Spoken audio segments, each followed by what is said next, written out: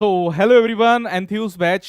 आज हम करने वाले हैं इलेक्ट्रोस्टैटिक पोटेंशियल एंड कैपेसिटेंस के ऊपर। जो हमारे पास टॉपिक है, कल हमने करा था इक्विपोटेंशियल सरफेस और वर्क डन के, तो आज इसी के ऊपर कुछ क्वेश्चंस करेंगे।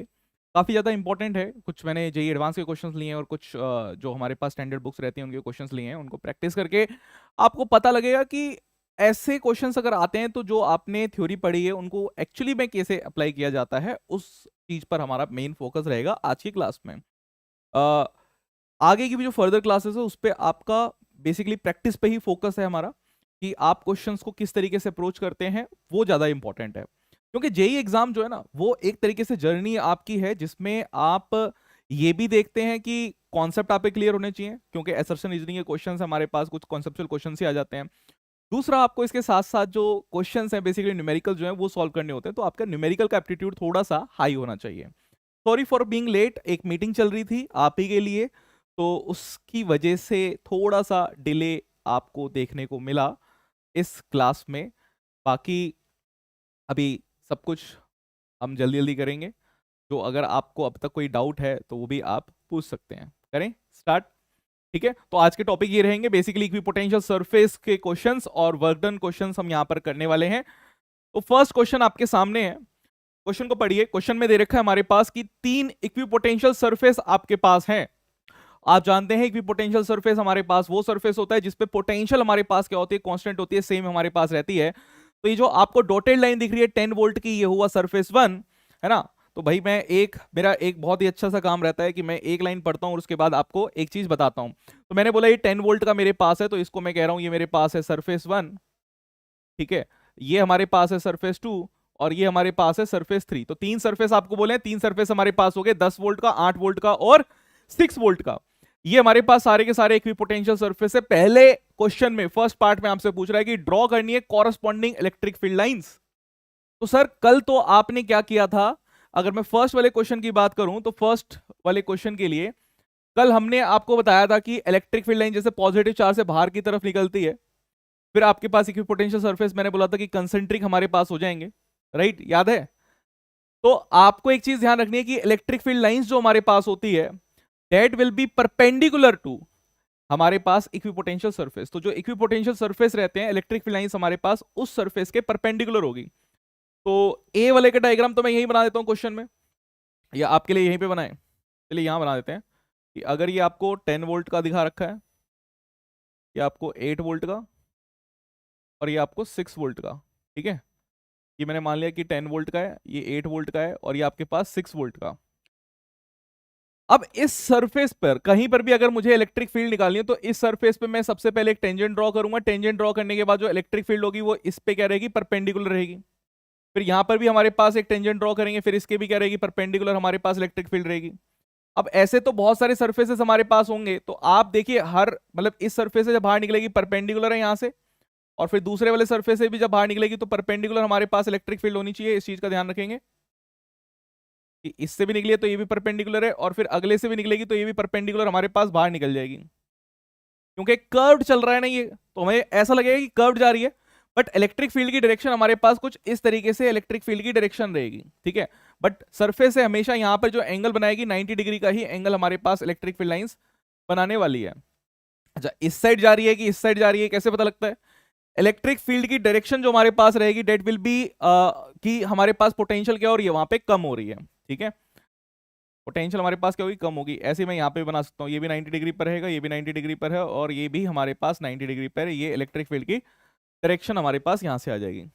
ठीक है, दो चीजें देखनी है, एक तो आपको देखना है कि परपेंडिकुलर हो हमारे पास इक्विपोटेंशियल सरफेस के। तो मैं यहाँ पे पॉइंट्स भी लिख देता हूँ जो पॉइंट्स आपको ध्यान देने हैं। पहला पॉइंट आपको ध्यान देना है कि जो हमारे पास इलेक्ट्रिक फील्ड है इस परपेंडिकुलर टू सरफेस हमारे पास होनी चाहिए इक्विपोटेंशियल सरफेस के। और दूसरी चीज आपको ध्यान देनी है, जो डायरेक्शन है, डायरेक्शन की मैं बात कर रहा हूं तो एरो, एरो जो आपके पास है वो कहां से कहां तक होना चाहिए। तो जिस तरफ आपके पास हमारे पास पोटेंशियल कम हो रही है, डिक्रीजिंग पोटेंशियल है, उस तरफ हमारे पास इलेक्ट्रिक फील्ड लाइंस होनी चाहिए। ठीक है, तो ये दो चीजें आपको समझ के चलनी है। चलिए अब दूसरी चीज देखिए, यहां पे सेकंड क्वेश्चन में आपसे पूछा है draw the corresponding electric field lines, खत्म हो गया हमारे पास काम। इसके बाद यहां पे बोला है कि एस्टिमेट दी फील्ड स्ट्रेंथ। अब हमें फील्ड स्ट्रेंथ निकालनी है, यानी कि हमें वैल्यू निकालनी है ई की, फील्ड स्ट्रेंथ की बात कर रहा है, यानी कि इलेक्ट्रिक फील्ड की वैल्यू निकालनी है कहां पर, पोटेंशियल ए पर। अरे ये समझ में आया परवीन तुम्हें, अग्रवाल जी, सुहास, क्या ये चीज क्लियर है?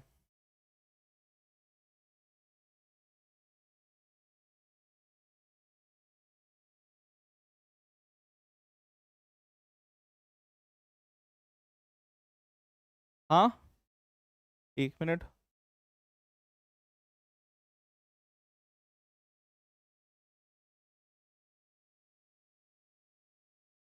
ठीक है, बी। अगर हम यहां पे बात करें दूसरे वाले पे, तो अब हमें क्या निकालनी है भाई, पोटेंशियल मतलब इलेक्ट्रिक फील्ड निकालनी है। आपको याद है वेद वाला फॉर्मूला, मैंने आपको बताया था कि वेद वाला फॉर्मूला याद रखना है कि V is equal to ED हमारे पास होता है। और अगर यही वेद वाले फॉर्मूले से अगर मुझे इलेक्ट्रिक फील्ड निकालनी पड़ जाए, तो यानी कि V को हम हमेशा डेल्टा V लिखते हैं, ठीक है। V अपॉन में D मेरे पास हो जाएगा, है ना, लिख सकते हैं। और V की अगर हम बात करें, देखिए अगर आपके पास ये पोटेंशियल दे रखा है, आपको A पर निकालना है कि A पर आपके पास कितना था, तो आपको, मेरे पास डिफरेंस कितना आ रहा है, हमारे पास 2 वोल्ट का डिफरेंस आ रहा है यहाँ पर डेल्टा V, कि 8 से 6 पर ये जा रहा है, तो 2 वोल्ट का हमारे पास डिफरेंस है, ठीक है। तो 8 से 6 का 2 वोल्ट का डिफरेंस रहा, तो मैंने 2 लिखा। डिस्टेंस की अगर हम बात करेंगे, तो डिस्टेंस को हम क्या लिखेंगे, डिस्टेंस को हम लिखेंगे 4 इंटू 10⁻²। ये इससे कट हो जाएगा 2, और फिर ऊपर की तरफ हमारे पास आएगा 100 डिवाइड बाय 2, यानी कि 50। तो 50 वोल्ट पर मीटर हमारे पास क्या है, वैल्यू आ गई इलेक्ट्रिक फील्ड की। तो आई होप कि ये सेकंड क्वेश्चन भी आपको समझ में आया होगा कि किस तरीके से हम वैल्यूज निकाल सकते हैं। इस तरीके से अगर ये हमें वैल्यूज दी रहेंगी तो, ठीक है। प्रवीण, हाफ, हाफ क्यों आएगा? आपको याद रखना है कि आपको हमेशा यूनिट्स जो है वो चेंज करनी है, ठीक है, यूनिट्स को हमेशा चेंज करना है। चलिए एक क्वेश्चन और आपके सामने यहां पर, एक क्वेश्चन और, क्वेश्चन को देखिए यहां पर क्या चीज दे रखी है। बोल रहा है कि फिगर आपके पास है और इसमें 2 पॉइंट्स आपके पास हैं ए और बी, ठीक है, सेपरेटेड बाय डिस्टेंस, इन दोनों के बीच का जो डिस्टेंस हमारे पास है, उसका डिस्टेंस हमारे पास है 4 सेंटीमीटर। इलेक्ट्रिक फील्ड हमारे पास इस डायरेक्शन में जा रही है, यूनिफॉर्म इलेक्ट्रिक फील्ड है, उसकी वैल्यू भी दे रखी है। आपसे फिर पूछ रहा है कि जी पोटेंशियल डिफरेंस निकाल दीजिए। आपसे पोटेंशियल डिफरेंस पूछ रहा है, यानी कि आपको पता है यहां तो वेद वाला फॉर्मूला हम लगा देंगे। वेद वाला फॉर्मूले की हम बात करें तो V इज इक्वल टू हमारे पास क्या होता है, E इंटू डी। तो ये एक तरीके से हमारे पास डिफरेंस ही तो है, VA माइनस VB। आपको पता है कि इस तरफ अगर हम चल रहे हैं इलेक्ट्रिक फील्ड की डायरेक्शन में अगर चलेंगे, तो वोल्टेज हमारे पास डिक्रीज हो रही होगी, पोटेंशियल हमारे पास क्या होती है, डिक्रीज होती है, राइट। कैसे सोच सकते हैं कि पोटेंशियल डिक्रीज हो रही है? मैंने ये मान लिया कि मेरे पास पॉजिटिव चार्ज है, पॉजिटिव चार्ज से बाहर की तरफ हमारे पास इलेक्ट्रिक फील्ड लाइन जाती है। यहां पे मान लीजिए कि ए पॉइंट है, यहां पे बी पॉइंट है, इस पर आपको पता है कि पोटेंशियल हमारे पास ए पॉइंट की ज्यादा होगी as compare to potential at B. कोई भी एक रेफरेंस मान के काम किया करो, ऐसा मत सोचा करो कि यार दिल से लग रहा है, क्योंकि बहुत सारे मैंने स्टूडेंट्स देखे हैं वो ऐसे बोलते हैं कि दिल से हमें ऐसा लग रहा था सर, इसलिए मैंने ये आंसर बोल दिया, ठीक है। तो हमारे पास पोटेंशियल डिफरेंस की अगर हम बात करेंगे ए वाले की, तो हमें क्या निकालना है, VA माइनस VB, वही हमारे पास डेल्टा V है। तो डेल्टा V, वेद की हम बात कर रहे हैं, E इंटू डी आपके पास है। इलेक्ट्रिक फील्ड की वैल्यू आपको दे रखी है 500 वोल्ट पर मीटर, और वोल्ट पर मीटर है, यहां से भी आपको पता लग जाना चाहिए कि यूनिट हमें चेंज करनी है, बिकॉज जेई मेंस में जो क्वेश्चंस आ रहे हैं आजकल वो क्या है कि आप आंसर भी निकाल लेंगे, उसके बाद वो एक्स का नंबर ऑफ मल्टीपल कुछ बना के आपसे पूछेगा कि वैल्यू बताइए। तो ये यूनिट्स का काफी ज्यादा ध्यान आपको रखना है। हमारे पास यहाँ पर है 4, और ये है 10 की पावर -2, -2 है, डबल जीरो से हमारे पास कट हो जाएगा, 5 4 जा 20, 20 हमारे पास आंसर आ जाएगा, 20 वोल्ट आ रहा है भाई, ठीक है, बिल्कुल सही है प्रवीण। फिर सेकंड बी पार्ट के लिए देखिए, बी पार्ट के लिए क्या बोल रहा है, 20 वोल्ट, तो आपको पता लग गया कि 20 वोल्ट हमारे पास है। अब बोल रहा है इफ द पोटेंशियल एट ए, यानी कि ए पे पोटेंशियल 50 वोल्ट है, तो बोल रहा है कि पोटेंशियल एट बी कितनी आपके पास होगी। तो देखिए आपको पता है कि यहां से लेकर यहां तक का जो डिफरेंस आपके पास है वो 20 वोल्ट का है, यानी कि यहां पर मेरे पास 30 वोल्ट की यहां पर वोल्टेज होनी चाहिए। तो काफी इजी क्वेश्चन हो गया, क्योंकि आपको पता है कि VA माइनस VB जब 20 है, और VA की वैल्यू जो है देखिए आपको यहां पे 50 दे दी, तो 50 minus VB is equals to 20 आपके पास आया। तो VB की वैल्यू अगर निकालेंगे तो VB की वैल्यू आपके पास कितनी आ जाएगी, 30 वोल्ट आपके पास वैल्यू आ जाएगी VB की। तो ऐसा इतना भी करने की जरूरत नहीं पड़ेगी, है ना, वैसे भी आप तेज हैं और स्टूडेंट तो वैसे भी तेज होता है, तो डायरेक्टली आप क्या है वैल्यूज को निकाल लेंगे, राइट।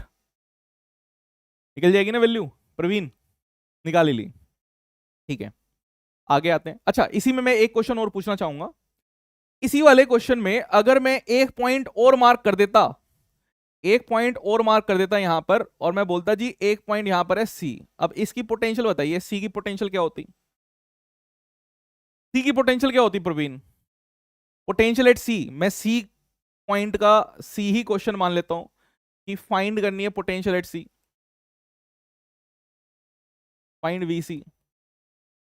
ये क्वेश्चन आपके पास है, ये बी और सी बिल्कुल जस्ट उसके ऊपर है, जस्ट ऊपर, ऐसे परपेंडिकुलर, और यहां से लेकर यहां तक का डिस्टेंस भी मान लीजिए 4 सेंटीमीटर है।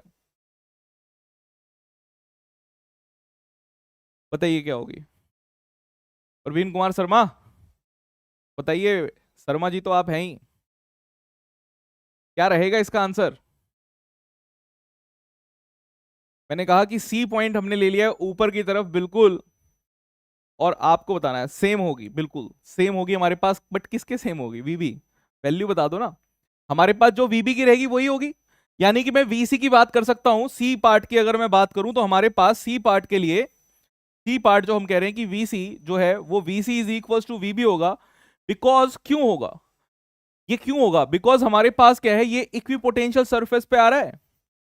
क्या मैं ये कह सकता हूं कि हमारे पास ये एक तरीके से इक्विपोटेंशियल सरफेस पे है।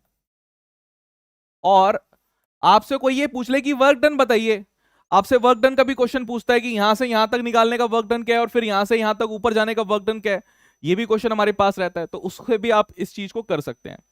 चलिए आते हैं नेक्स्ट, आगे बढ़ते हैं, आगे बढ़ते हैं। नेक्स्ट हमारे पास क्वेश्चन है, यहां पे इस क्वेश्चन में दिया हुआ है कि यूनिफॉर्म फील्ड है, इस यूनिफॉर्म फील्ड की जो वैल्यू है इलेक्ट्रिक फील्ड की, वो आपको वैल्यू दे रखी है यहां पे 2000 न्यूटन पर कूलम। तो इलेक्ट्रिक फील्ड की जो वैल्यू आपके पास है वो है 2000 न्यूटन पर coulomb, is directed below the horizontal, और आपको ये थीटा जो दे रखा है, ये 37 डिग्री का थीटा आपको दे रखा है। आपको फाइंड करना है कि पोटेंशियल डिफरेंस हमारे पास पी और आर पॉइंट के बीच में पोटेंशियल डिफरेंस कितना आपके पास हो जाएगा। थोड़ा सा दिमाग लगाएंगे और फिर मुझे बताएंगे कि पोटेंशियल आपके पास कितना आएगा, यानी कि VP minus of V R आपके पास क्वेश्चन है, VP minus of V R आपके पास क्वेश्चन है। किस तरीके से इस क्वेश्चन को सॉल्व करेंगे, पोटेंशियल डिफरेंस हमें फाइंड आउट करना है। बेसिक सा कॉन्सेप्ट लगेगा कि आपके पास जो इलेक्ट्रिक फील्ड है वो टेढ़ी चल रही है, अब की बार ऐसे ऐसे टेढ़ी चल रही है। अब तक क्या बहुत आसानी से काम कर रहे थे कि आपके पास इलेक्ट्रिक फील्ड थी, पोटेंशियल सरफेस आपने ले लिए थे फिर निकाल लिया था, बट अगर टेढ़ी इलेक्ट्रिक फील्ड जा रही है, आपके पास 2 पॉइंट्स आ रहे हैं, फिर आपको निकालनी है, तो कैसे निकालेंगे। प्रवीण कुमार ने निकाला 80, कैसे निकाला प्रवीण कुमार ये बताइए, निकाल तो दिया बट कैसे निकाला। क्या मैं यहां पर एक ही फॉर्मूला यूज करूंगा वेद वाला, v is equal to ED, पहले तुम्हारी सुनते हैं कैसे किया तुमने। 3-4 तरीके हैं इसको सॉल्व करने के, देर आर मल्टीपल मेथड्स की जिससे हम इसको सॉल्व कर सकते हैं, बट मैं एक तरीका ऐसा बताऊंगा जो हमारे पास हर जगह काम करेगा, जो हमारे पास मैकेनिक्स में भी काम करे, जो हमारे पास इलेक्ट्रोस्टैटिक में भी काम करे। भाई ऐसा ही तो कॉन्सेप्ट बताने में फायदा है। ऐसा अगर मैं आपको चीज बता दूं जो इसी क्वेश्चन में काम कर रहा हूं, फिर आप कहेंगे सर अगले क्वेश्चन में क्या करें। तो मैं ऐसा टीचर नहीं हूं कि हर क्वेश्चन के लिए आपको अलग सजेशन देने लग जाऊं, ठीक है, कंपोनेंट लेके। बिल्कुल हम यहां पर क्या करेंगे जी, कंपोनेंट लेंगे, ठीक है। भाई मुझे पता है कि हमारे पास ये वाला, अगर इसकी लेंथ हमने पास 5 सेंटीमीटर दे रखी है, अगर मैं इसी लेंथ को इस तरफ अगर कंपोनेंट ले लूंगा तो मेरे पास क्या आ जाएगा, एल कॉस थीटा आ जाएगा। तो मैं वेद ही वाला फॉर्मूला लगा रहा हूं, मैं इसे लिख सकता हूं कि मेरे पास ये होगा इलेक्ट्रिक फील्ड इनटू जो डिस्टेंस इन दोनों के बीच में है, मैं इसे डीप डिस्टेंस कह देता हूं कि डिस्टेंस मेरे पास है, और यहां पे मैं लिख देता हूं कि cos 37 डिग्री हमारे पास आएगा। भाई अगर मैं इसको एक वेक्टर कंसीडर कर लूं कि ये वाला वेक्टर मेरे पास है, इस वेक्टर का कंपोनेंट अगर मैं इस साइड निकालूंगा तो ये वेक्टर मेरे पास कितना हो जाएगा, पी आर की ही हम बात करेंगे, तो ये मेरे पास हो जाएगा 5 cos 37 डिग्री, है ना। इस 5 cos 37 डिग्री को ही मुझे लिखना है यहाँ पे। तो इलेक्ट्रिक फील्ड की हमारे पास वैल्यू दे रखी है 2000, डिस्टेंस जो हमारे पास दे रखा था वो दे रखा था 5 सेंटीमीटर, 5 इंटू 10 की पावर -2, और cos 37 की देखिए cos 37 जो है वो बहुत ही ज्यादा यूज होता है फिजिक्स में, और इसके लिए आप क्या काम करेंगे, हाँ इलेक्ट्रिक फील्ड का भी कंपोनेंट ले सकते थे, लेंथ का भी ले सकते हो, मर्जी आपकी है। अगर मैं इसके लिए बोलूं तो आपके लिए एक 3 4 5 का एक ट्रायंगल बना ले गया करें, और ये आपके पास 37 डिग्री का एंगल है। मैंने अगर मान लिया कि मेरे पास 37 डिग्री का एंगल है यहाँ पे, ये 90 डिग्री का एंगल है, और ये आपके पास 53 डिग्री का एंगल है। ठीक है, तो cos 37 डिग्री की हम बात करें, cos 37 डिग्री आपके पास होगा 4/5। cos 37 डिग्री यहां से कितना आएगा, 4/5, तो 4/5 पुट करिए, 5 को 5 से कट करिए, -2 आपके पास यहां पर है, ये आप दो और इस दो को कट कर दीजिए, 4 आपके पास है, ये आपके पास आएगा 4 टू जा 8, 80। तो ये 80 वोल्ट आपके पास जो है आंसर आ रहा है, तो जो प्रवीण ने निकाला है बिल्कुल सही निकाला है। ठीक है, तो 80 वोल्ट हमारे पास क्या है, इसका आंसर आ गया। दूसरा कंपोनेंट भी ले सकते थे। अब आपसे दूसरा क्वेश्चन भी पूछा है, तो एक वाला क्वेश्चन हो गया, तो दूसरे वाला क्वेश्चन करिए।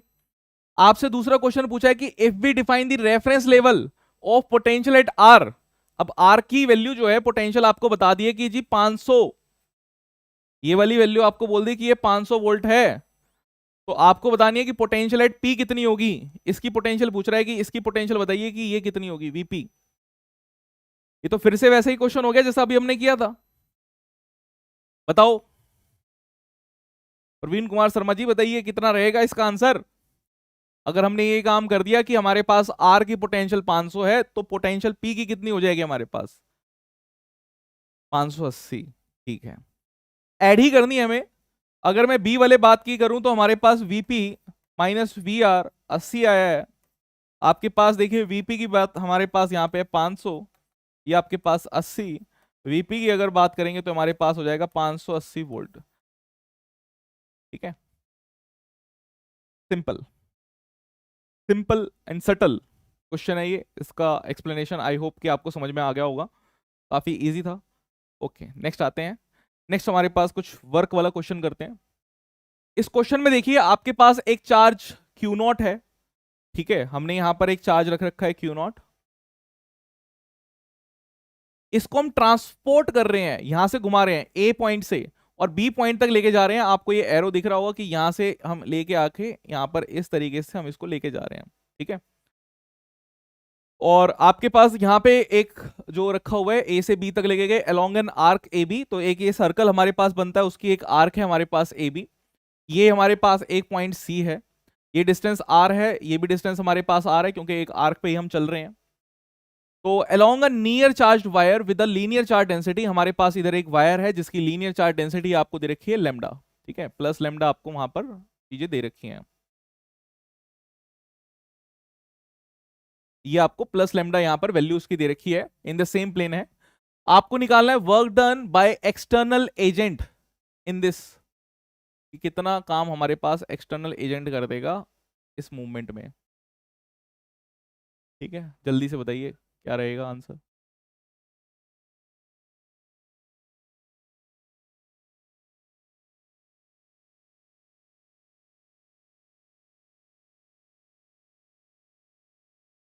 जल्दी बताइए कैसे करेंगे, क्या अप्रोच रखेंगे, ये आपको थोड़ा सा सोचना पड़ेगा, सोचिए जल्दी से बताइए फिर मुझे। वर्क डन निकालना है, वर्क डन हमारे पास कैसे निकलता है, लास्ट क्लास में मैंने वर्क डन बताया था आपको क्या करना है।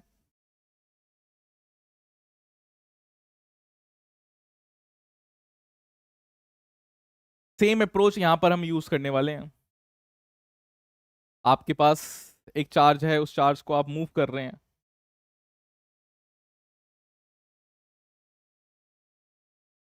बताइए।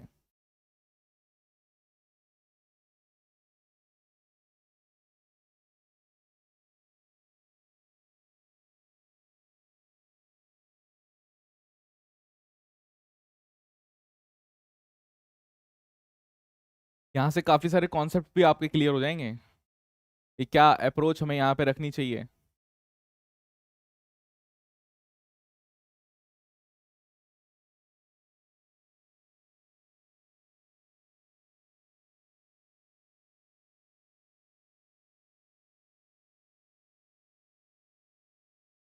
प्रवीण पता लग रहा है, कुछ आइडिया आ रहा है?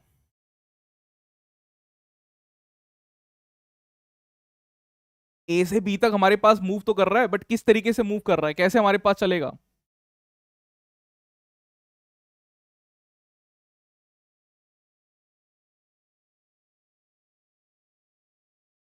नहीं भाई, वर्क डन क्या होता है? अगर मैं वर्क डन की बात करूं तो मैं वर्क डन के लिए ये बोल सकता हूं आपको कि वर्क डन हमारे पास क्या होता है। वर्क डन का मतलब हमारे पास होता है फोर्स इनटू डिस्प्लेसमेंट, बस सिंपल सा। मुझे तो बस यही समझ में आता है कि वर्क डन का मतलब होता है फोर्स इनटू डिस्प्लेसमेंट, ठीक है। अब फोर्स क्या होती है हमारे पास? फोर्स होती है क्यूई। फोर्स हमारे पास यहां पर क्या है? फोर्स को मैं लिख सकता हूं कि फोर्स, मैं डायरेक्टली ऐसे लिख देता हूं, फोर्स इनटू डिस्प्लेसमेंट, इसको मैं लिख सकता हूं क्यू ई इंटू डी, कि कितना डिस्टेंस हमारे पास मूव हुआ है। अगर मैं छोटी सी वैल्यू बोल रहा हूं तो मैं इसे डी आर लिख सकता हूं, इसे मैं डी आर कर देता हूं कि छोटा वर्क डन मेरे पास है, इसी के इंटीग्रेशन हमें करना है। तो यहां पर इस केस के लिए अगर मैं बात करूं कि इस केस के लिए हमारे पास कितना इंटीग्रेशन करना है, तो आपको देखिए कि यहां से अगर मैं इस वाले पॉइंट पे हूं, क्योंकि हमें मतलब नहीं है कि हमारे पास, हमें यहां पर बिल्कुल भी मतलब नहीं है कि कौन से पाथ को फॉलो कर रहा है। मुझे क्या मतलब है कि भाई ये मेरे पास एक स्ट्रेट लाइन है, स्ट्रेट लाइन का, स्ट्रेट लाइन के कहीं पर भी अगर मैं इलेक्ट्रिक फील्ड की वैल्यू निकालूं तो आपको पता है कि वैल्यू क्या आने वाली है भाई, लेमडा के लेमडा, है ना, डिवाइडेड बाय आपके पास क्या आ जाती है, के लेमडा बाय 4 आती, ये आती है, डिवाइड बाय टू के लेमडा, टू के लेमडा मल्टीप्लाई किया था हमने, टू के लेमडा बाय हमारे पास आर आती है, ये वैल्यू है ना, के की वैल्यू 1/4 पाई एप्सिलॉन नॉट होती है, तो 2 पाई एप्सिलॉन नॉट हमारे पास आती है। तो ये टू के लेमडा बाय आर हमारे पास आ जाता है। कैसे निकाला था इसको आप, अगर कभी भी कोई डाउट अगर मन में आ जाए तो आप ये भी काम कर सकते हैं कि हमारे पास, हमें पता है कि लेमडा है, आर डिस्टेंस दूर आप वैल्यू निकाल रहे हैं, इसका अगर सर्कमफ्रेंस बनाएंगे, आपको पता है ई की वैल्यू को तो वैसे लिख देते हैं, सर्कमफ्रेंस इसकी रहेगी 2 पाई आर। यहाँ पे आपके पास चार्ज की बात करेंगे तो आपके पास लेमडा एल है ना, जितनी भी आपके पास लेंथ है, डिवाइडेड बाय आपके पास यहाँ पर जो एप्सिलॉन नॉट, तो ये 2 पाई आर एप्सिलॉन नॉट यहाँ पर आ जाएगा हमारे पास,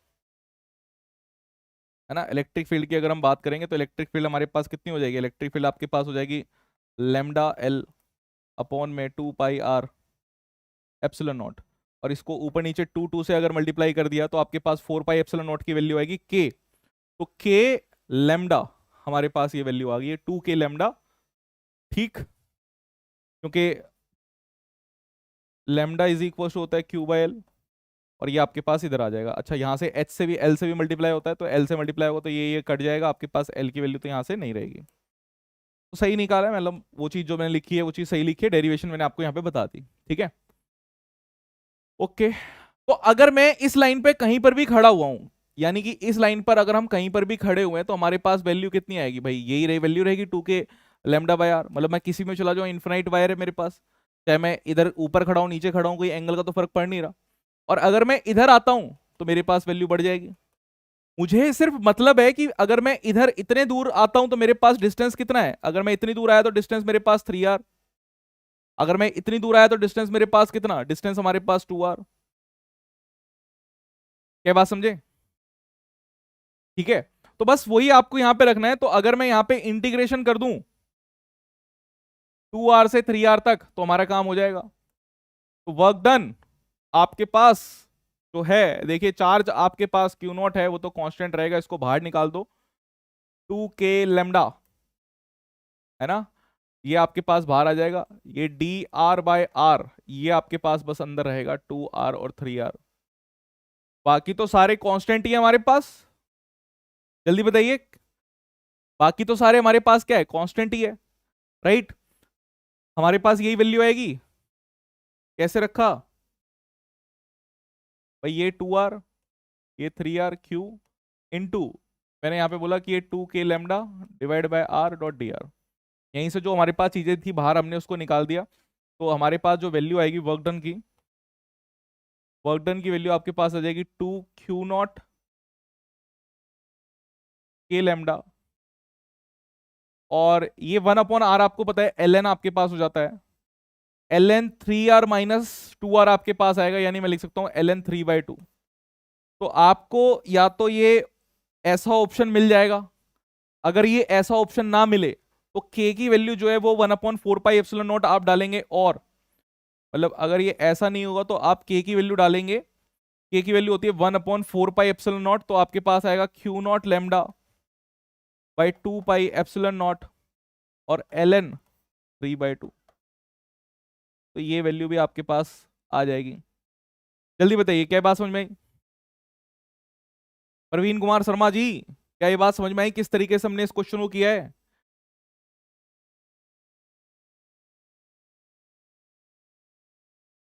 लिमिट जो है वो 2r से 3r हमने इसलिए ली है क्योंकि माइनस में चलती है। अगर मैं वर्क डन की बात कर रहा हूं तो वर्क डन आपके पास माइनस में चलता है कि नहीं चलता है? हमारे पास माइनस में चलता है, तो वही माइनस मैंने साइन उसको कंसिडर कर लिया है इसी का। 3r से 2r जो हमारे पास चल रहा है, माइनस भी तो आता है भाई। नॉर्मली वर्क डन हमारे पास क्या होता है, अगर मैं इलेक्ट्रिक फील्ड की बात करूं तो माइनस, मेरे पास इलेक्ट्रिक फील्ड के तो अपोजिट जा रहे हैं ना। इलेक्ट्रिक फील्ड आपको क्या कर रही है, इलेक्ट्रिक फील्ड आपको इस तरफ धक्का दे रही है, आप उसके अपोजिट जा रहे हैं, माइनस साइन हमारे पास आएगा। उस माइनस साइन के लिए मैंने वैल्यूज जो है वो ऐसे डाली है ऊपर नीचे। ठीक है, वैल्यूज जो रिपीट इधर करिए, नेगेटिव के लिए मैंने यहां पर कंसिडर कर लिया कि नेगेटिव के लिए मेरे लिए पास क्या हो रहा है, इसलिए वैल्यू जो हमने ऐसे डाली है कि 2r से 3r हमारे पास चल रही है, अदरवाइज तो नेगेटिव में आ जाता। ठीक, इसलिए रखा है वो सही है, बिल्कुल दिमाग लगाया। मैं तो यही सोच रहा था कि कोई बोले कि 3r से 2r क्यों लिखा है यहाँ पे, माइनस क्यों नहीं लिखा, क्योंकि माइनस क्यों ही आपने देखा होगा। अगर पॉजिटिव चार्ज अगर हमारे पास रहता है, ध्यान से देखिए कि वर्क डन की जब भी हम बात करते हैं, तो अगर मेरे पास एक पॉजिटिव चार्ज यहाँ पे रखा है, अगर मैंने इसको सोर्स चार्ज मान लिया कि सोर्स चार्ज हमारे पास है, और इधर एक r हमारे पास रखा हुआ है, ये r डिस्टेंस दूर हमारे पास यहाँ पे क्यू नॉट चार्ज रखा है जिसे हम टेस्ट चार्ज कह रहे हैं, और हमने मान लिया कि यहां से हम एक चार्ज को आगे की तरफ धक्का दे रहे हैं, इसको हम कह रहे हैं एफ एक्सटर्नल। ठीक है, अगर ये एफ एक्सटर्नल इस तरफ लगेगा तो वर्क डन बाय एक्सटर्नल जो फील्ड हमारे पास होती है, work done by external is equal to negative हमारे पास होगा वर्क डन जो इलेक्ट्रिक फील्ड हमारे पास करेगी, क्योंकि इलेक्ट्रिक फील्ड इसको धक्का दे रही होगी पॉजिटिव चार्ज को, और एक्सटर्नल फील्ड इस तरफ हमारे पास आ रही होगी। तो इस कॉन्सेप्ट का हम यूज कर रहे थे वहां पर पीछे की तरफ। ठीक है, तो डेट वाज द कॉन्सेप्ट जो हमने वहां पे यूज किया है। तो मैंने आपको कहा भी था कि एनसीईआरटी थोड़ा सा पढ़ लेना, तो वहां पर वहीं से ये हमारे पास चीजें आई हैं। ओके, ये हमारे पास क्वेश्चन है जेईई एडवांस का, जेईई एडवांस 2023 का क्वेश्चन हमारे सामने है। ठीक है, इस क्वेश्चन में देखिए पूरी अप्रोच लगाइए। कल हमने डाइपोल किया था और मैंने आपको बोला था डाइपोल बहुत इंपॉर्टेंट है। अगर एक क्वेश्चन आपका एक टॉपिक से जेई एडवांस में आ रहा है, 17 क्वेश्चंस आते हैं, 17 क्वेश्चन एक पेपर में आ रहे हैं, दूसरे क्वेश्चन दूसरे पेपर में भी 17 क्वेश्चन आपके पास आएंगे, आप उसकी अहमियत समझिए कि कितनी ज्यादा अहमियत है उस पर्टिकुलर टॉपिक की। ठीक है, और अगर वो टॉपिक आपको आता है, आपने 4 नंबर स्कोर कर लिए उस क्वेश्चन में, तो आपके चांसेस कितने ज्यादा बढ़ जाते हैं। 50% अगर आप स्कोर कर लेते हो तो टॉप आईआईटीज की टॉप ब्रांचेस मिल जाती है। पेपर टफ है तो बहुत फायदा है, क्योंकि ऐसे क्वेश्चंस सिर्फ आप ही कर पाएंगे जिसने बढ़िया तरीके से ट्रेनिंग कर रखी है, कोचिंग कर रखी है। ठीक है, तो ज्यादा क्वेश्चंस अटेम्प्ट ना करके जो क्वालिटी है उस पर फोकस करो, कि जो टॉपिक किया है उसको अच्छे तरीके से किया है कि क्वेश्चन आ जाए तो कर लेंगे। अपनी कमी भी पता होनी चाहिए और अपनी अच्छाई भी पता होनी चाहिए। आगे देखें क्वेश्चन में क्या दे रखा है, हमें दे रखा है कि यहाँ पे एक इलेक्ट्रिक डाइपोल है फॉर्म्ड बाय दो चार्जेस। हमें पता है डाइपोल तो दो चार्जेस से बनता है, एक प्लस दे रखा है, एक आपको माइनस दे रखा है, और आपको उसके पॉइंट्स लोकेशन भी बता रखी है कि एक्स वाई प्लेन में हमने उसको रखा है। पहले वो रखा हुआ था 0,2 पर और 0,-2 पर, वाई एक्सिस पे रखा हुआ था आपके पास। ठीक है, पहले केस 1 में इलेक्ट्रिक पोटेंशियल एट पी जो 100,100 है, वो आपके पास इस डाइपोल की वजह से थी वी नॉट। अब क्या किया, अब आपने इस चार्ज को मूव कर दिया, हल्का सा टिल्ट कर दिया -1,2 पर। अब आपसे पूछ रहा है कि इलेक्ट्रिक पोटेंशियल इस वाले की वजह से कितनी आपके पास हो जाएगी। बहुत ही सिंपल सा क्वेश्चन है। याद करो लास्ट की क्लास में हमने कुछ काम किया था, याद है? लास्ट की क्लास का काम याद है तो फिर ये काम बड़ी आसानी से हो जाएगा। अगर आपको लास्ट क्लास का फॉर्मूला पता है, लास्ट क्लास में हमने कई सारे काम किए थे। मैंने आपको बोला था कि अगर मेरे पास एक डाइपोल है, ये नेगेटिव क्यू, ये प्लस क्यू, और बिल्कुल सेंटर से हम अगर सेंटर से थीटा एंगल पर, ठीक है, सेंटर से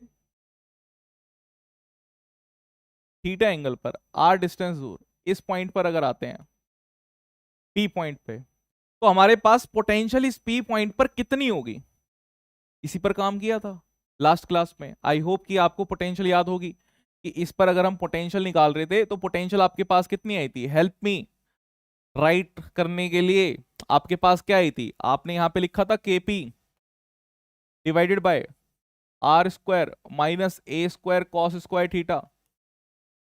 याद आया कुछ?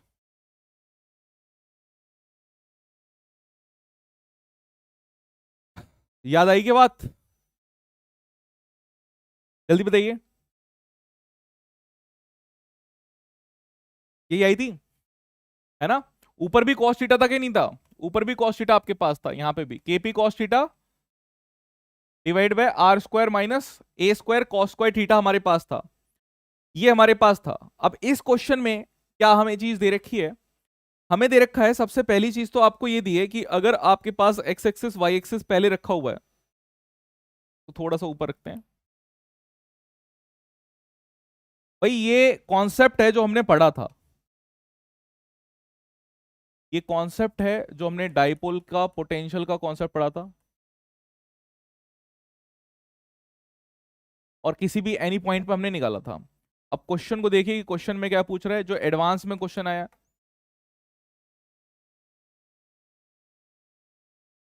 आपको सबसे पहले तो ये बोल दिया कि ठीक है, आप एक एक्स एक्सिस वाई एक्सिस बना लीजिए। तो आपने इस तरीके से पॉइंट बना लिया। यहां पर आपके पास दो पॉइंट्स रखे हुए हैं, एक आपके पास +2, एक आपके पास -2, वाई एक्सिस का +2 और -2। यहां से आपके पास एक पॉइंट है पी, थीटा एंगल पर होगा, है ना, जो आपको 100,100 दे रखा है आपको ये। तो 100,100 को आप समझ पा रहे हैं कि किस पर आपके पास होगा? इस पॉइंट पर पोटेंशियल बोल रहा है कि वी नॉट आपके पास है। अब आप ये बताइए मुझे कि अगर ये 100,100 आया तो ये एंगल कितना है? ये एंगल आपको पता है कि ये एंगल कितना होगा? ये मुझे बता दीजिए। इसको मैं θ1 बोल रहा हूँ कि ये θ1 कितना होगा? क्या ये θ1 बताने की जरूरत थी?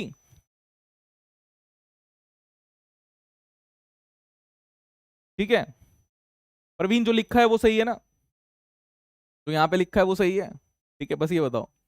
अब ये बताओ कि ये एंगल कितना है? θ1 हमारे पास कितना है? अगर ये 100,100 हमारे पास है पी, तो ये θ1 हमारे पास क्या होगा? क्या ये 45 डिग्री नहीं होगा? क्या ये 45 डिग्री नहीं हुआ? कैसे पता लगा सर ये 45 डिग्री है? अरे यार, ये हमारे पास 100 और ये भी 100। अगर मैं टेन टेन ही थीटा लगा देता हूँ कि टेन θ1 मेरे पास कितना होगा, तो टेन θ1 मेरे पास यहाँ पर 1 आएगा, और टेन θ1 अगर मेरे पास 1 आया तो θ1 हमारे पास 45 डिग्री की वैल्यू आ गई। तो ये मेरे पास, मुझे पता है कि 45 डिग्री की वैल्यू हमारे पास है। ठीक है, तो 45 डिग्री की वैल्यू अगर आपके पास है, तो अब आप यहां से V1 की वैल्यू को निकाल सकते हैं कि V1 की वैल्यू आपके पास कितनी होगी। ठीक है, तो आपके पास V0 की वैल्यू निकल जाएगी, उसको अगर आप सब्स्टिट्यूट करेंगे तो डिस्टेंस आपके पास दे ही रखा है। अच्छा, ये डिस्टेंस की अगर मैं बात करूंगा कि ये डिस्टेंस आपके पास कितना है, इसको R1 बोल रहे हैं, तो ये √2 टाइम्स ऑफ 100 होगा, क्योंकि ये 100 है, ये 100 है, तो ये √2 टाइम्स ऑफ 100 मेरे पास होगा। तो यहाँ पर जो भी वैल्यू होगी V0 हमें दे रखी है, तो मैं भी V0 मान लेता हूं। मैं ज्यादा मेहनत नहीं कर रहा, नीचे ऑप्शंस दे रखे हैं इसलिए मेहनत नहीं कर रहा हूं, क्योंकि ऑप्शन का सहारा तभी क्वेश्चन हमारा। अभी हम नीचे आते हैं इधर की तरफ। तो इधर की तरफ अगर मैं देखूं कि हमने इसको थोड़ा सा मूव कर दिया है, इसकी हमने मूवमेंट करी है। अब अगर मूवमेंट करिए तो कितनी मूवमेंट करिए, पहले इसका भी एंगल निकाल लेते हैं कि भाई ये कितना एंगल हमारे पास मूव हो गया। ये भाई पहले 0 पर था, -1 पर आ गया, यानी कि मुझे पता है कि यहां से हमारे पास 1 यूनिट का डिफरेंस आया। ये इधर 2 पर था, अभी भी 2 पर ही है। ठीक है, इधर हमारे पास -1 पर आ गया, 0 से -1 पर चला गया, और इधर आपके पास 2 पर था, अभी भी 2 पर ही है। तो अब आप मुझे बताइए क्या रहेगा यहां पर? अगर ये 2 पर ही है, तो ये वाला एंगल भी मैं निकाल सकता हूं कि एंगल हमारे पास कितना हो जाएगा। क्या बात समझ रहे हो?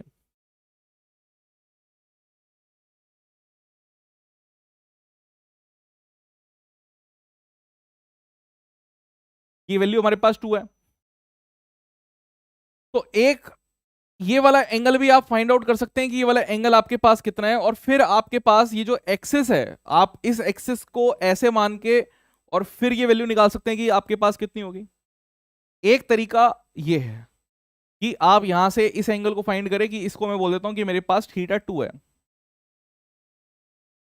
बस इस थीटा टू को निकालने के लिए काफी ज्यादा मेहनत करनी पड़ेगी। क्यों करेगी? बिकॉज यहाँ पे टेन थीटा की जो वैल्यू आ रही है वो स्टैंडर्ड वैल्यू हमारे पास नहीं आ रही, वो हमारे पास 1/2 आ रही है। जब भी स्टैंडर्ड वैल्यूज हमारे पास नहीं आती तो यानी कि हमें कोई दूसरी अप्रोच यूज करनी पड़ेगी, राइट? अगर अदरवाइज ये हमारे पास वैसा रहता तो हमें यहां पर क्या करता, इसको इधर की तरफ मैं लेके चलता और फिर मैं मानता कि भाई ये पहले इस एक्सेस की वजह से आ रहा था, अब हल्का सा एक्सेस मैंने थीटा टू को क्या करा, सब्स्टिट्यूट कर दिया। तो ये जो मेरे पास 45 डिग्री यहाँ आ रहा था, इसको अगर मैंने हल्का सा टेढ़ा अगर कर दिया है, इसको ऐसे मानेंगे पीछे की तरफ कि ये अगर मैंने माना है कि मेरे पास यहाँ पे ये 45 डिग्री का एंगल यहाँ पर है, तो अगर मैं इस एक्सिस को चेंज कर रहा हूँ, टर्न कर रहा हूँ, ठीक है, इस एक्सिस को अगर मैंने टर्न कर दिया, तो अगर मैंने माना कि इसको मैंने कुछ एंगल से, फाई एंगल से इसको घुमा दिया, अगर ये फाई एंगल से मैंने इसको घुमाया है, तो आप जानते हैं कि जो इसका नॉर्मल रहेगा, क्योंकि ये तो इसके बिल्कुल बीचों बीच से जा रहा था ना, अब अगर ये वाला जो एक्सेस हमारे पास आएगा तो इसका नॉर्मल आपके पास क्या यही नहीं हो जाएगा? यानी कि ये बिल्कुल बीचों बीच ही इसके आ जाएगा। अगर हमारे पास ये हल्का सा टिल्ट होता, तो अभी मैंने माना कि हल्का सा टिल्ट हमारे पास हुआ है, अब आपको नहीं पता ये कहां पर आया होगा, भाई इसका नॉर्मल इधर भी जा सकता है। समझिए ध्यान से, पहले इसका नॉर्मल ये था, तो इसके साथ साथ हमारे पास ये रोटेट हो रहा है। कैसे? कहने का मतलब है कि मैं येलो वाले पार्ट को ही रोटेट कर रहा हूं। अगर ये येलो वाला पार्ट ही रोटेट होता ऐसे,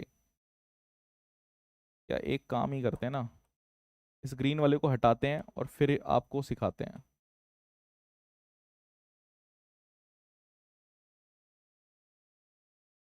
ये ग्रीन वाला मैंने हटा ही दिया, ठीक है, और ये वाला जो पार्ट है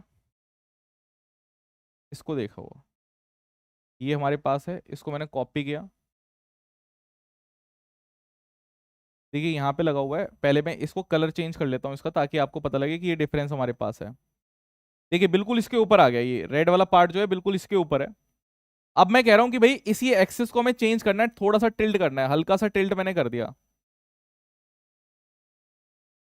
अब हल्का सा टिल्ट करने पे क्या आपके पास चीजें चेंज आई है, एक बार इसको देखिए, इसको मैं यहां से हटा देता हूं, ठीक है। देखो एक बार ध्यान से, भाई ये वाला पॉइंट तो मैंने हटा दिया, ये पी वाला पॉइंट का तो हमारे पास कोई यूज था नहीं। अब आपने देखा जितना आप इधर की तरफ मूव कर रहे हैं उतना ही हमारे पास यहां पे इस तरफ भी मूव हो रहा है कि नहीं हो रहा है? भाई जितना एंगल आपने इधर की तरफ मूव किया उतना ही एंगल हमारे पास यहां भी मूव हो गया, ये एक्सिस ऊपर की तरफ उठ गया, ठीक है। तो अगर आपके पास जितना एंगल यहां पर आएगा, अब जो एक्सिस का हम देख रहे थे, मतलब यहां से अगर मुझे कभी वैल्यूज को देखना था, तो अब जो आप डाइपोल के सेंटर से जो वैल्यूज को देखेंगे, उसका जो एंगल हमारे पास आएगा, क्या वो एंगल पहले वाले से कम होगा कि ज्यादा होगा? आप ये मुझे बताइए कि एंगल आपके पास नेक्स्ट थीटा टू के लिए, ये तो थीटा वन के लिए 45 डिग्री आपके पास आ गया, अब मुझे बताइए थीटा टू के लिए आपके पास एंगल डिक्रीज होगा कि इंक्रीज होगा? एंगल इंक्रीज होगा या एंगल डिक्रीज होगा? ये बताइए प्रवीण, क्या होगा थीटा टू के लिए, एंगल इंक्रीज होगा कि डिक्रीज होगा?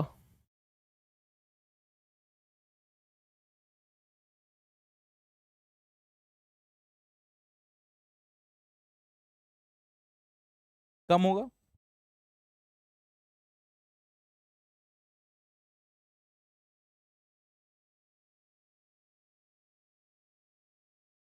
यहां से हमें चीजें पता लग रही है कि एंगल हमारे पास क्या हो जाएगा, कम हो जाएगा, ठीक है, फाइन।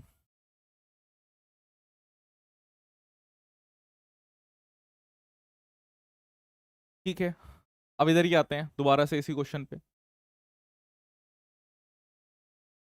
अब हमें बेसिकली यहां पर क्या निकालनी है, नई पोटेंशियल निकालनी है पी पॉइंट के लिए।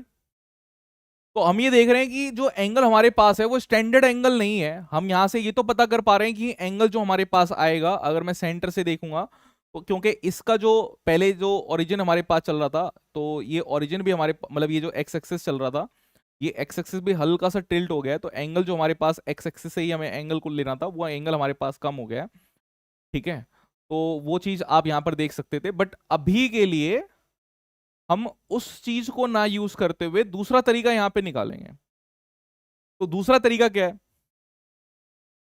क्योंकि एंगल हमारे पास यहां पे स्टैंडर्ड नहीं आ रहा ना,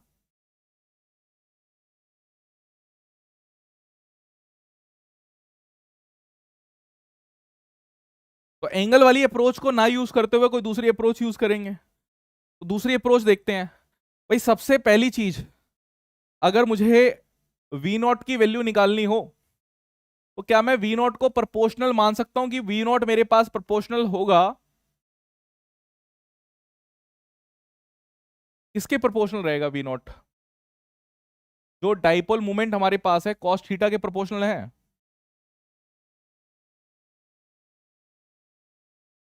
या आप मुझे ये बताइए डिस्टेंस क्या सेम रहेगा यहां पे? ये एक चीज और यहां पे डिस्कस कर लेते हैं, फिर दूसरा उस पर आएंगे। क्या दोनों कंडीशन में, इन बोथ कंडीशन, क्या डिस्टेंस चेंज हो रहा है?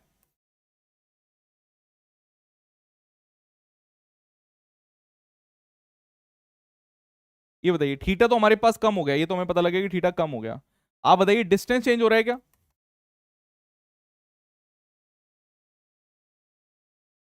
डिस्टेंस फ्रॉम सेंटर क्या है हमारे पास, सेम है? कम होगा? एंगल की बात कर रहा है ना कि कम होगा। डिस्टेंस बताओ, डिस्टेंस यहां से सेंटर से अगर मैं डिस्टेंस देखूंगा, भाई पहले आर था, अभी भी सेंटर से जो मेरे पास डिस्टेंस आ रहा है वो क्या रहेगा, सेम ही रहेगा, क्योंकि सेंटर तो वही है, सेंटर को तो हमने चेंज किया ही नहीं। डिस्टेंस फ्रॉम द सेंटर हमारे पास क्या है, सेम ही है। क्या ये बात समझे?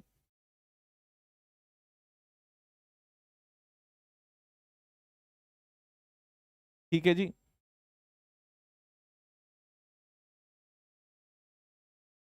सेम है।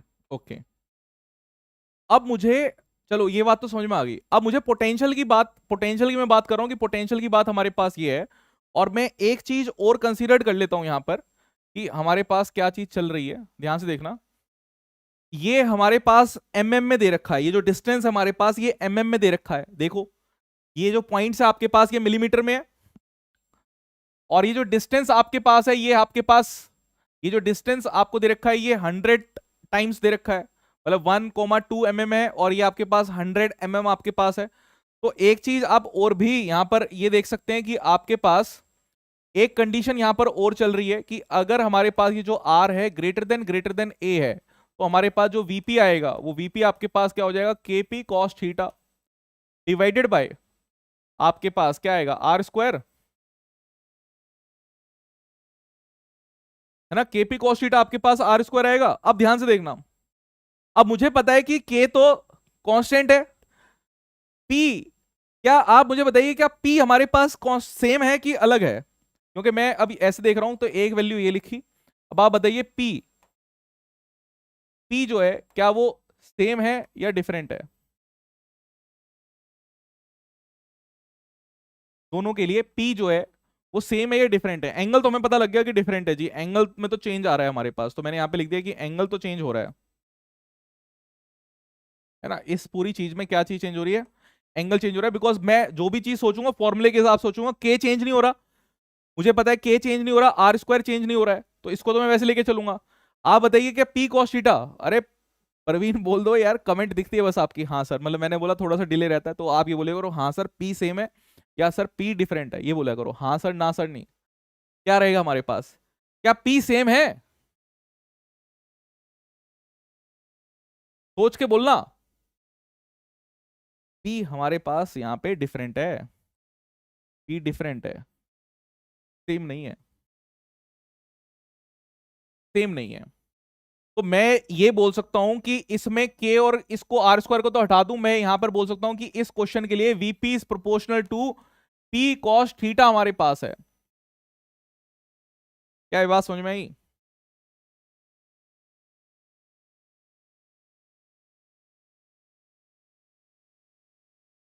जल्दी बोलिए। डिफरेंट है, ठीक है, चलो इतना तो समझ में आया। अब अगर ये चीज समझ में आ गई है तो मैं ये बोल सकता हूं कि वी नॉट मेरे पास P one cos theta one रहेगा, और वी जो मुझे निकालना है सेकंड वाले के लिए, पी के लिए, तो वीपी जो हमारे पास रहेगा that is proportional to P two cos theta two. इसको मैंने वन लिखा, इसको मैंने टू लिखा, डिवाइड कर दो दोनों को। डिवाइड कर देंगे तो कांस्टेंट जो भी आपके पास रहेगा वो कांस्टेंट तो आपके पास वैसे ही हट जाएगा, यानी कि आप ऐसे लिख सकते हैं कि V naught by VP, VP की वैल्यू आपको निकालनी है, ये P one cos theta one divide by P two cos theta two. Right. और वीपी अगर आपको निकालना है तो वीपी आपके पास हो जाएगा P2 cos theta 2 divide by P1 cos theta 1 और इनटू वी नॉट। देखिए सारे ऑप्शंस तो आपको पता है कि वी नॉट ही दे रखे हैं, है ना। मेरे पास मैंने ये फॉर्मूला निकाला है, मतलब आप देखिए क्वेश्चन जो था उसके सिर्फ मैंने अभी लॉजिकली बताया आपको कि सोच कैसे रहा हूं।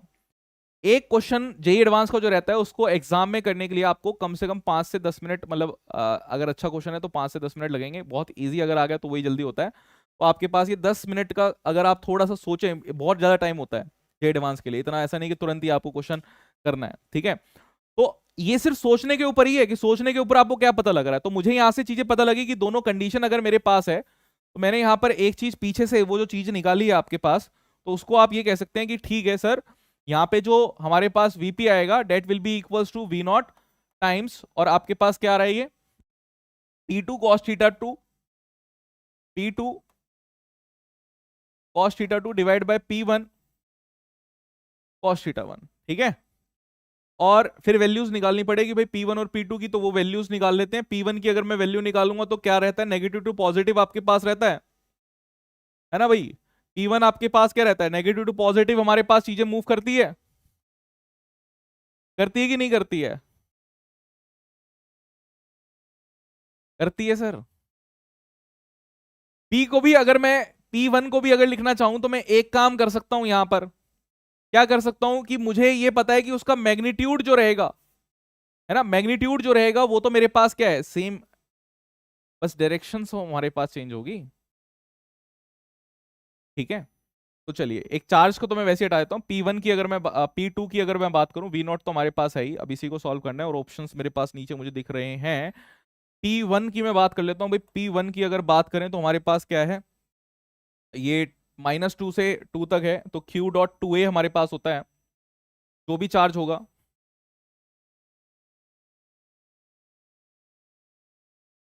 I प्लस ए।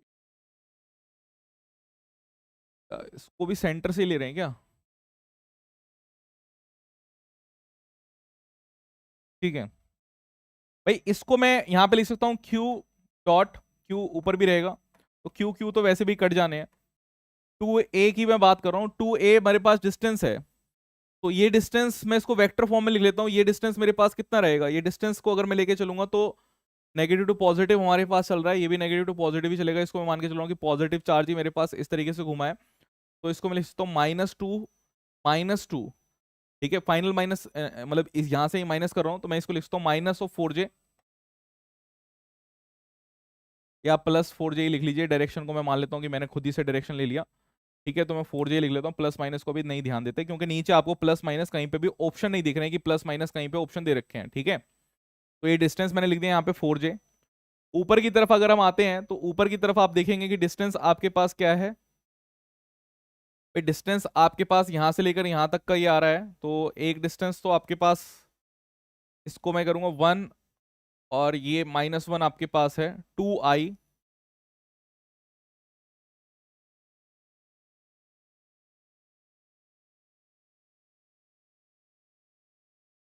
है ना, 2i कैप, और -4j कैप,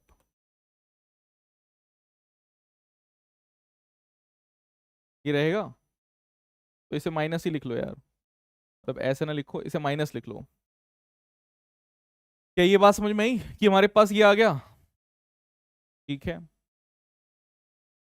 कॉस थीटा की अगर बात करेंगे तो मैं उसको वैसे ही रखता हूं, और इसका मैग्नीट्यूड हमें निकालना पड़ेगा क्योंकि मैग्नीट्यूड के बिना काम नहीं चलेगा। अगर मैं इस ऊपर वाले का मैग्नीट्यूड निकाल लेता हूं, यानी मैग्नीट्यूड ऑफ P2 ही अगर मुझे लेना होता और divided by magnitude of P1, तो इसका मैग्नीट्यूड मेरे पास आता 4 + 16, यानी कि √20,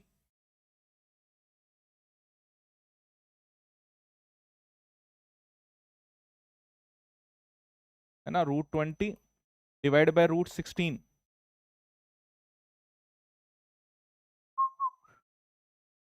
तो हमारे पास वैल्यू जो है ये कितना आता, 4 4 16 5 2, नहीं नहीं नहीं नहीं, कॉस थीटा भी हमने नहीं लिया है, कॉस थीटा आपके पास नहीं लिया ना, कॉस थीटा की वैल्यू भी डालनी है, अभी नहीं आया। मतलब अभी मुझे यहाँ पे मैंने क्या किया, वी नॉट यहाँ पे लिखा हुआ है, वी नॉट हमारे पास यहाँ पे रहेगा, और इसके साथ साथ अभी मैं किसकी वैल्यू डालनी है, वी नॉट तो हमारे पास यहाँ पर है ही, अब हमें एक वैल्यू और डालनी है कॉस थीटा 2 की और कॉस थीटा 1 की, कि आपके पास यहां से कॉस थीटा 1 और कॉस थीटा 2 क्या रहेंगे, तो ये बताइए। अगर मैं cos थीटा 1 और cos थीटा 2 अगर लिखना चाह रहा हूं तो मेरे पास क्या वैल्यू रहेगी, क्या cos थीटा 1 अगर मैं इसी ओरिजिन पॉइंट से ही कंसीडर अगर करूं तो मेरे पास यहां से ही अगर मैं कंसीडर करता हूं, मैं इसको लिख सकता हूं कि मेरे पास ये रहेगा i प्लस के, उसके लिए लिख सकते हैं। मतलब इस पॉइंट का मुझे कोऑर्डिनेट चाहिए ना कि कहां से चीजें निकल रही हैं, तो उसे मैं लिख देता हूं i प्लस जे कैप, और उसी सेंटर से अगर हम ले रहे हैं तो इसको भी मैं लिख सकता हूं i प्लस जे कैप, ठीक है। और इसको अगर सॉल्व करेंगे तो हमारे पास क्या आएगा, 2, मतलब ये डॉट प्रोडक्ट हमारे पास है 2 - 4 डिवाइड बाय, बस ये इसके साथ ही मल्टीप्लाई होगा, -4, तो -2 - 4 1/2 वी नॉट हमारे पास आ रहा था, यानी कि आंसर हमारे पास आ गया कि वीपी की वैल्यू हमारे पास हो गई है V0/2। तो हमारे पास आंसर इसका आ गया कि V0/2 हमारे पास इसका आंसर हो गया। तो भाई सेंटर से ही लेके चल रहे हैं, नहीं नहीं कॉस थीटा को हमने लिया नहीं था ना, कंसिडर नहीं किया था, मतलब वो काफी, मतलब वहां से मैंने सोच, मतलब ये कॉस थीटा 2 मिस कर दिया था, पी और क्यू को ले लिया था, इसका मैग्नीट्यूड अगर निकाले तो वो फिर रूट में हमारे पास ही जा रही थी, बट ऑप्शन देखे तो ऑप्शन में हमारे पास नहीं है, यानी कि हमने कुछ मिस्टेक कर दी है। देखिए जब ऑप्शंस रहते हैं तो आप आइडेंटिफाई कर सकते हैं कि कुछ मिस्टेक आपने कर दी है, कुछ चीज छोड़ दी, तो हमने कॉस थीटा को छोड़ दिया था। कॉस थीटा की जो हम वैल्यू ले रहे हैं उसको हमने यहां से देखिए डाइपोल के सेंटर से हम लेके चलते हैं, ठीक है, पी और इसके बीच का कि हमारे पास एंगल कितना है पी और आर का, तो उसको मैंने यहां पे लेके चल लिया कि हम एक्सिस के हिसाब से ही लेके चल रहे हैं, आई प्लस जे। ये बात समझे, क्योंकि इक्वल डिस्टेंस पे रहेगा वो, ठीक है। यहां तक की बातें समझ में आई,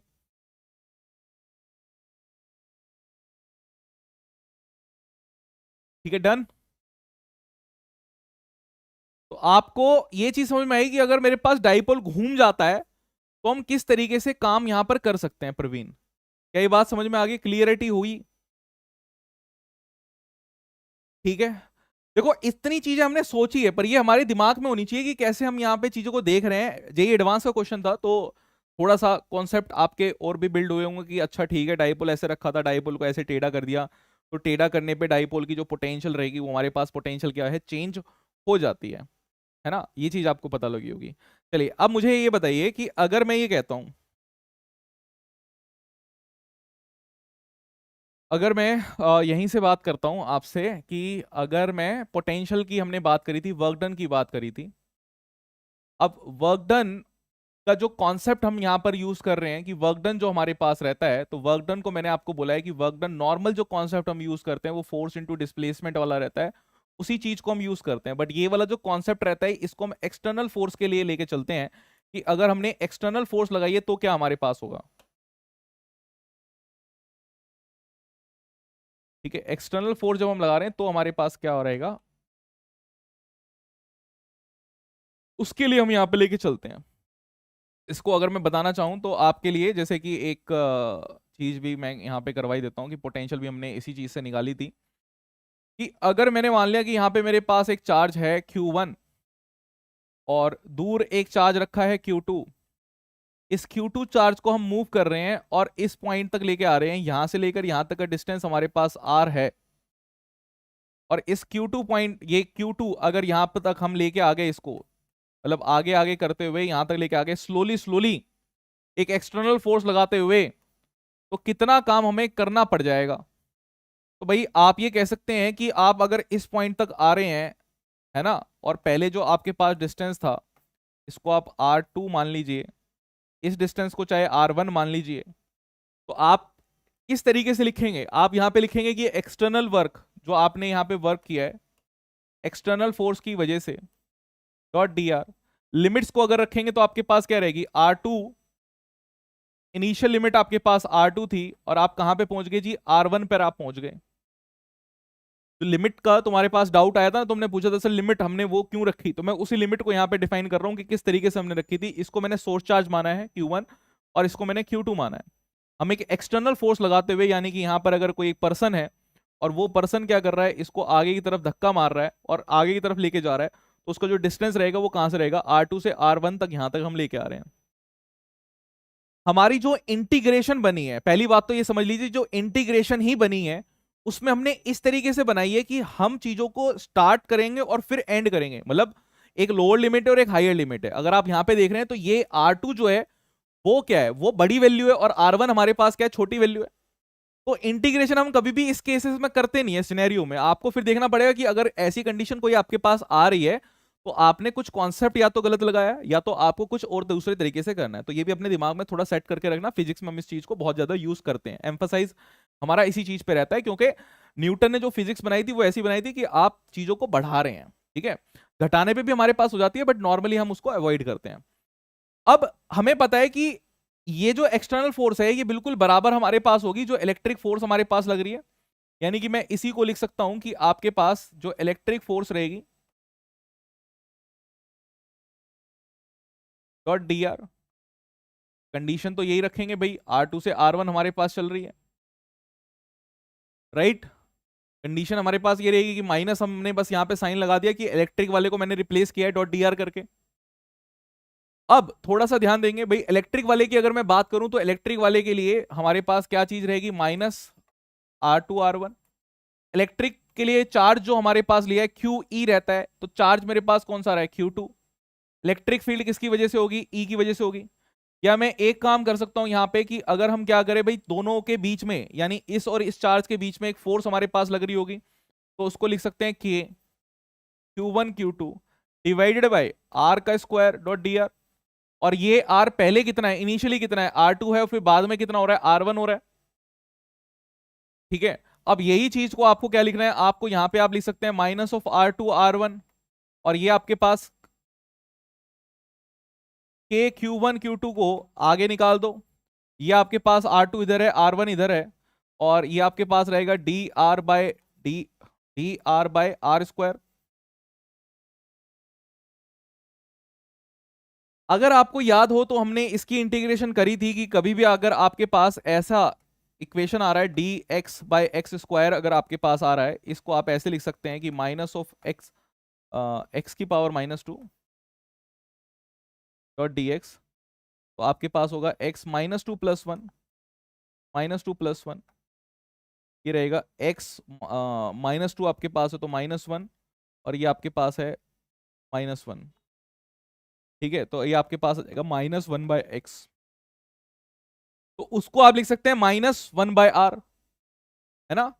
तो इसी को हम क्या लिख सकते हैं, -1/r लिख सकते हैं। तो मैं इसको -1/r लिख देता हूं, तो मेरे पास कितनी वैल्यू आएगी, मेरे पास पॉजिटिव हो जाएगी k Q1 Q2, और ये जो वैल्यू हमने निकाली है इसको हम लिख सकते हैं 1/r। ये आपके पास R1 और R2, और इसी चीज को आप यहां पे लिख सकते हैं कि आपके पास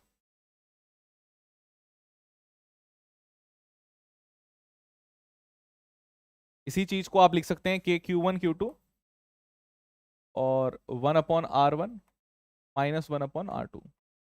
ये आपके पास वर्क डन आ गया। अब आप ये वर्क डन देख रहे हैं कि आपके पास क्या है, यहाँ पे तो इनिशियल पॉइंट है, फिर फाइनल पॉइंट आ रहा है। देखो ये R1 छोटे वाला है और फिर आपके पास बड़े वाला यहां तक आ गया। या इसको नेगेटिवली भी अगर आप लिखना चाहते तो नेगेटिवली कैसे करते, तो नेगेटिव आपके पास करते 1/R2 माइनस ऑफ 1/R1, क्योंकि आपके पास वो वैल्यू क्या है, वो वैल्यू बड़ी है ना, ये वैल्यू छोटी है, तो वो काम भी आप कर सकते हैं यहाँ पे। या प्रवीण कुमार शर्मा जी, ये समझ में आई बात, ठीक है। अब यहां पे होता क्या है कि कई बार हम R2 को मान लेते हैं कि R2 इंफिनिटी पे है। इसी में स्पेशल केस हम क्या लेके चलते हैं, ये असली वर्क डन है, और वर्क डन आपके पोटेंशियल डिफरेंस के बराबर हम उस चीज को यहां पर रख देते हैं कि पोटेंशियल के पास आपके पास चल रहा है। यहीं से अगर मैं ले लूं कि इफ R2 जो है इंफिनिटी पर है, कि इंफिनिटी से हम किसी चीज को लेके आ रहे थे, अगर मैं इंफिनिटी से किसी चीज को लेके आ रहा था कहीं बाहर से, तो मेरे पास कितना वर्क डन आता, तो मेरे पास यहाँ पे वर्क डन की अगर मैं बात करूं तो R2 आपने इंफिनिटी रखा, 1/∞ आपके पास कितना हो गया, आपके पास 1/∞ 0 हो गया है ना। और R2 को मैं बात, R1 की अगर मैं बात करूं कि मेरे पास R है एंड R1 हमारे पास R है, तो W की वैल्यू हमारे पास आ जाएगी K Q1 Q2 divide by R। तो इस चीज को भी हम यूज कर रहे थे, और इसी को मैंने कहा था कि वर्क डन नॉर्मली हमारे पास क्या होता है, वर्क डन की अगर हम बात करें तो वर्क डन नॉर्मली हमारे पास क्या रहेगा, हमारे पास वर्क डन रहता है Q इंटू वी। तो वर्क डन किस चार्ज को आप लेके आ रहे हैं, आप चार्ज Q2 को अगर लेके आ रहे हैं तो Q2V आपके पास है। और यहां से अगर मैं इसको इक्वेशन 1 और इसको इक्वेशन 2 मान लूं, और इन दोनों से आपके पास एक रिलेशन और भी आ जाएगा। देखिए रिलेशन निकालना मतलब एक तरीके से मैथ का ही जुगाड़ रहता है कि आप बस किसी इक्वेशन को किसी के साथ कंपेयर कर रहे हैं, कुछ ना कुछ चीजें आपके पास आती रहेंगी। तो वो सारा काम मुझे लगता है कि जेई एस्पिरेंट तो बहुत अच्छी तरीके से कर सकता है, ठीक है। तो कुछ चीजें मैं स्किप इसलिए कर देता हूं कि मुझे लगता है कि वो चीज आप अपने आप समझ जाएंगे। बट अगर कोई कॉन्सेप्चुअल डाउट रहता है, आप अगर पूछते हैं, तो जब तक पूछेंगे नहीं तब तक मुझे लगेगा कि वो चीज जरूरी नहीं थी, ठीक है। अगर आपने पूछ लिया तो वो मुझे पता लग गया कि अच्छा ये कॉन्सेप्ट आपको नहीं पता लगा था कि क्या हमने वो काम क्यों करते हैं, वो अप्रोच क्यों थी। बट मैं कोशिश करता हूं कि उस जो अप्रोच मैंने स्किप भी करी अगर, तो उसको मैं किसी क्वेश्चन के थ्रू अगर सॉल्व करवा दूं। जैसे अभी जो हम जो भी काम करेंगे वो एडवांस के क्वेश्चंस, कुछ जो प्रीवियस ईयर के क्वेश्चंस है अभी उन्हीं पे फोकस चल रहा है। 2-3 दिन हम ये इलेक्ट्रिक पोटेंशियल का यही काम करने वाले हैं। तो यहां से अगर मैं इन दोनों को कंपेयर करता हूं तो आपके पास पोटेंशियल की वैल्यू आएगी के Q1 डिवाइड बाय R। तो बताइए अब तक हम इस चीज को यूज कर रहे थे कि नहीं कर रहे थे। पर ये बेसिक फॉर्मूला है, बेसिक फॉर्मूला यानी कि आप जो वर्क डन आपने पहले पढ़ा हुआ है वहीं से फॉर्मूला हमारे पास आ रहा है। मैं अपने स्टूडेंट्स को मल्टीपल टाइम्स एक चीज और कहता हूं कि पूरी फिजिक्स में आप मुझे बताइए कि क्या आप अल्टीमेटली पढ़ते हैं। तो टोटल फिजिक्स की अगर मैं बात करूं तो मैं बोल देता हूं कई बार उनको कि few physics is total physics, few physics is total physics. क्या मतलब हुआ इसका फ्यू फिजिक्स में, भाई फिजिक्स में आपको जो दिमाग चलना चाहिए कोई भी क्वेश्चन को सॉल्व करने के लिए, वो आपके पास रहता है कि आपको फोर्स पर फोकस करना चाहिए कि फोर्स कितनी आपके पास लग रही है। सेकंड जो आपके पास रहता है फोर्स के अलावा, वो आपके पास है कि एनर्जी कितनी आपके पास आ रही है। आपके पास तीसरा फोकस रहता है कि आप वर्क के सिनेरियो को देखें, और वर्क और एनर्जी आपस में बहुत एक तरीके से रिलेटेड रहते हैं।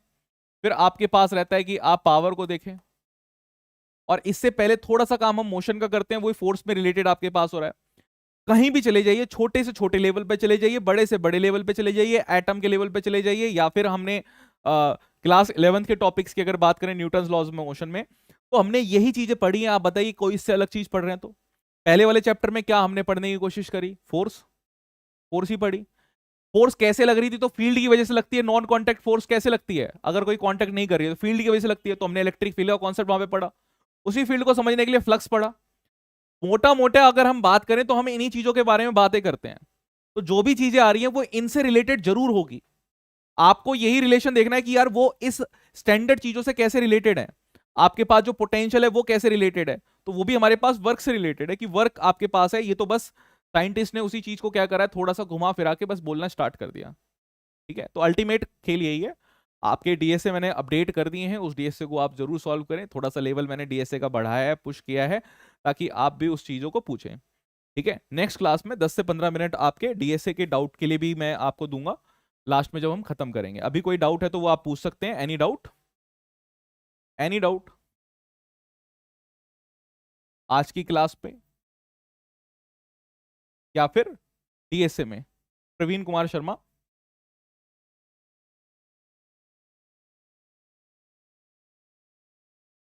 जल्दी बोलते ही। और नेक्स्ट क्लास में अपने डीएसए के भी डाउट्स आप लेके आना, जो इलेक्ट्रिक पोटेंशियल के हैं और जो पीछे आपके पास इलेक्ट्रोस्टैटिक के रह गए हैं, तो उसको भी हम रिजॉल्व करते हुए चलेंगे साथ में, ठीक है। डाउट आपके बिल्कुल नहीं रहने चाहिए, क्योंकि डाउट्स आने से क्या होता है कि जो आप सॉल्व कर रहे हैं, जो आपकी स्पीड है वो थोड़ी स्लो डाउन हो जाती है, तो वो नहीं होनी चाहिए, ठीक है। फिर मिलेंगे, अगर कोई डाउट नहीं है तो नेक्स्ट क्लास में मिलते हैं। Thank you everyone for joining. DSA 5 का, डीएसए 5 पिछले वाले का ना, ठीक है। क्वेश्चन नंबर लिख देना, उसमें क्वेश्चन नंबर क्या है। तो अपने जो भी आपके डाउट्स हैं उसको अभी लिख दो, नेक्स्ट क्लास में फिर हम इसको डाउट्स को क्लियर करेंगे, ठीक है। चलिए।